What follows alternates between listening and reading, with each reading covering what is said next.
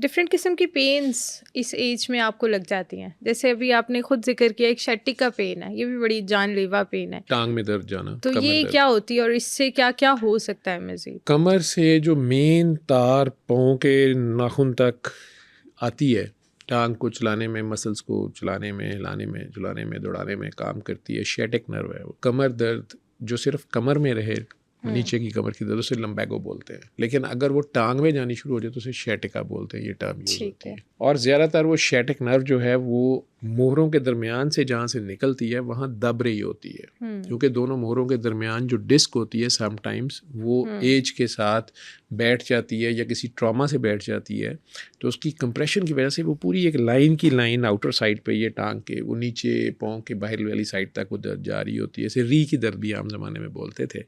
तो इसमें सर्जिकली तो वो आपको ऑपरेट करके कई बार नर्व को डीकम्प्रेस ही करना पड़ता है अगर वो बुरी तरह ट्रैप हो गई हो वहाँ पे।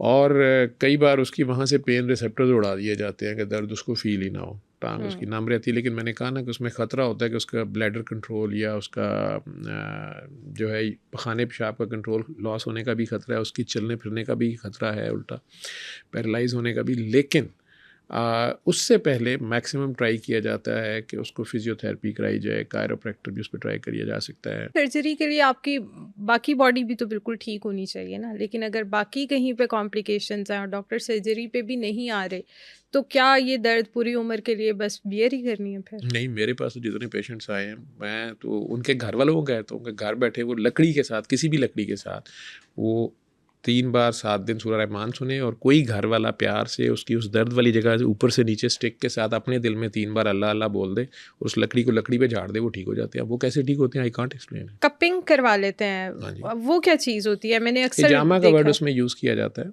और वो ये उसके पीछे शायद लॉजिक ये है कि जी जो गंदा खून होता है या एक्स्ट्रा खून, कुछ उसका ब्लड लॉस होता है बेसिकली, तो यूरिक एसिड डेफिनेटली उससे कम होता है, हो सकता है उसमें ब्लड लॉस होने की वजह से। बाकी उसके पीछे साइंस क्या है वो लोग बेहतर जानते हैं। हिजामा को नबी करीम सल्लल्लाहु अलैहि वसल्लम से एट्रीब्यूट किया जाता है कि सरकार दो आलम भी करवाते थे। पछ लगाना इसे कहते थे, पाँव के अंगूठों के पास लगाया जाता था, या मुख्तलिफ जगहों पे, ये भी पॉइंट्स हैं मुख्तलिफ बॉडी में, मुख्तलिफ जगह पे मुख्तलिफ डिजीज़ के लिए। जिन लोगों का ये इल्म है वो ये करते रहे हैं पहले ज़मानों में, इलाज इससे भी होता रहा है। इसमें ज़रूरी ये है कि साफ़ ब्लेड यूज़ किया जाए, इन्फेक्शन ना एक दूसरे को ट्रांसफ़र हो जाए, किसी ब्लड वेसल को ना कहीं आप काट बैठे और ब्लीडिंग ज़्यादा हो जाए। तो जो लोग करते हैं वो इसमें माहिर होते हैं, वो कर लेते हैं, और कई चीज़ों में इफेक्टिव भी है। इन्फेक्शंस क्या क्या हो सकती हैं? जिस तरह छोटे बच्चे प्रोन होते हैं इन्फेक्शन को, उनकी इम्यूनिटी अभी फुल डेवलप नहीं हुई होती, इसी तरह जो बूढ़े होते हैं 60+ बेसिकली 50 to 60 में अगर शुगर कंट्रोल नहीं है या मोबिलिटी उसकी नहीं है, मोटापा बहुत ज़्यादा है, खांसी भी नहीं पूरी कर पा रहा, सांस ख़राब है उसका या कुछ दूसरी, तो वो इन्फेक्शन होने के चांसेस होते हैं। या मोटापे की वजह से रीगर्ज हुआ और वो लंग्स में ले गया, एस्पिरेट कर गया, ठीक है।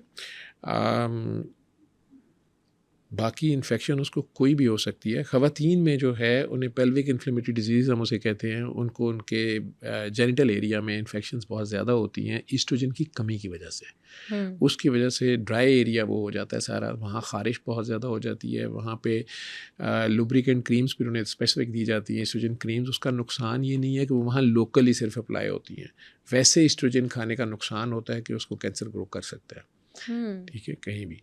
तो वो अप्लाई डॉक्टर्स बता देती हैं उन्हें, आप ये लगाएं या कुछ करें। या अगर फंगल इन्फेक्शन है, फंगल इन्फेक्शन ज़्यादातर ड्राइनेस में होती हैं, तो उसके हिसाब से एंटी फंगल उन्हें रिकमेंड कर देते हैं। बुढ़ापे में दांतों की बहुत मसाइल होते हैं, 50 के बाद उसकी कैविटीज़ बहुत बन रही हैं, उसकी सफाई वो पूरी नहीं कर पा रहा, मुंह के अंदर बहुत सी बीमारियां उसकी आने शुरू हो जाएगी। जब उसकी कमज़ोर बॉडी है और वो ख़ुद भी कमज़ोर है अगर, और ऊपर से शुगर हाई है या डाइट बैलेंस्ड अप नहीं है, खाया नहीं जा रहा, मैदे के मसले उसको शुरू हो जाएंगे, चबा नहीं सकेगा ना, तो वो सख्त ग़िज़ा वैसे ही ले जाएगा मैदे में, पेट दर्द शुरू हो जाएगी, ठीक है। कभी कब्ज़ शुरू हो गई, बुढ़ापे में कब्ज़ बड़ा मसला है उन लोगों का, वो रिफ्लक्स उनका बहुत कम हो गया होता है,